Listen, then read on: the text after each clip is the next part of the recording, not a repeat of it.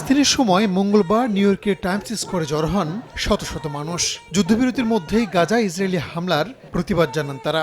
হামলায় যুক্তরাষ্ট্রের মদদ আছে দাবি করে ট্রাম্প প্রশাসনেরও কড়া সমালোচনা করেন বিক্ষোভকারীরা। এটি খুবই কৌশলগত হামলা, এটি একেবারেই অমানবিক। আমরা এর তীব্র নিন্দা জানাই। এটা আরও দুঃখজনক যে হত্যাযজ্ঞে যুক্তরাষ্ট্রের সমর্থন রয়েছে।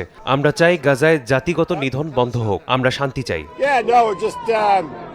গাজায় ইসরায়েলি হামলার প্রতিবাদে ফ্রান্সও বিক্ষোভ করেছে সাধারণ জনগণ। রাজধানী প্যারিসের প্লেস দি লা রিপাবলিক এলাকায় জড়ো হন হাজারো মানুষ।